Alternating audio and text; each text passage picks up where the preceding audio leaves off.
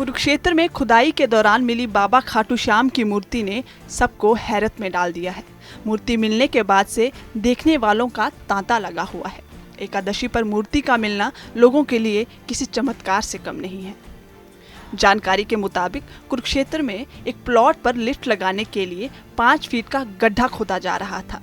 JCB द्वारा खुदवाई करवाई जा रही थी तो अचानक से मजदूरों को एक पत्थर निकलता हुआ दिखाई दिया। जब मजदूरों ने मिट्टी को निकाल कर देखा तो वहां से बाबा खाटू श्याम की मूर्ति निकलती दिखाई दी। मूर्ति मिलने के बाद से उसे देखने के लिए लोगों का हुजूम उमड़ गया है। बाबा खाटू श्याम की मूर्ति पूरे शहर में चर्चा का विषय बन गई है।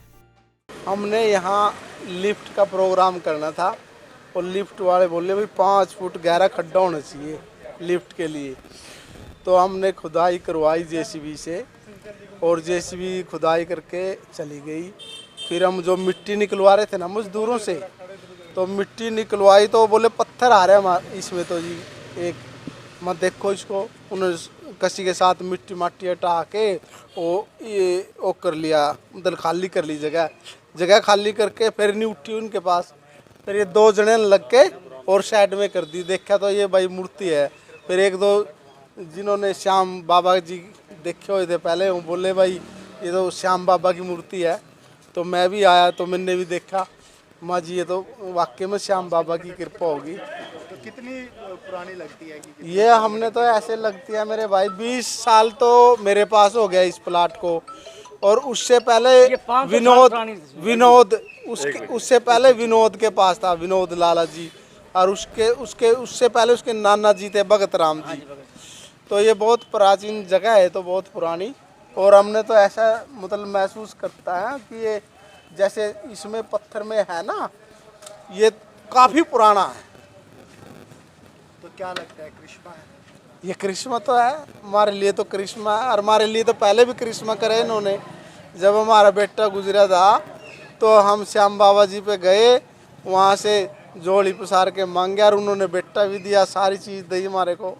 और आज तो साक्षात आगे अब इन अगला जीवन इन पे ही सेवा में लगाएंगे। तो अब क्या इनको कहीं स्थापित किया जाएगा या पुरातत्व विभाग है उससे जांच कराई जाएगी क्या? देखो बात ऐसे है, ये हम अपना सभी को भाइयों को बुला के जितने भी हमारे साथी हैं उनसे सलाह करके जैसे भी होगा, ये जैसे भी इनके आदेश होंगे, हमारा क्या नहीं इनके आदेश होंगे और उसी हिसाब से काम करेंगे। ये कहेंगे मंदिर बनाओ तो मंदिर भी बनाएंगे कहीं ना कहीं।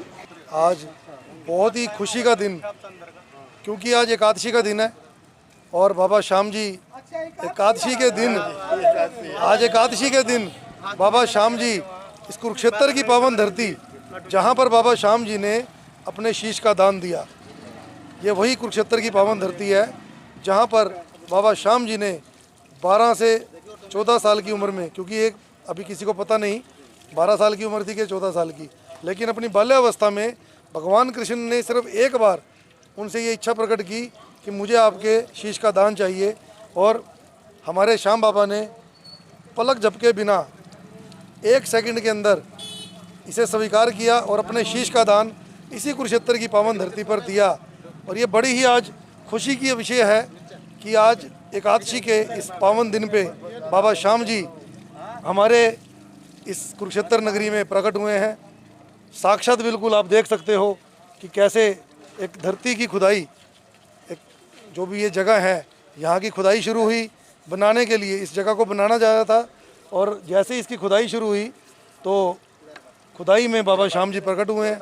इससे ज़्यादा हमारे लिए खुशी की बात और क्या होगी। ये सभी श्याम भक्तों, पूरे कुरुक्षेत्र के क्या पूरे हिंदुस्तान के श्याम भक्तों के लिए बड़ी खुशी की बात है कि बाबा श्याम जी स्वयं आज हमें दर्शन देने के लिए एकादशी के दिन यहाँ पर आए हैं।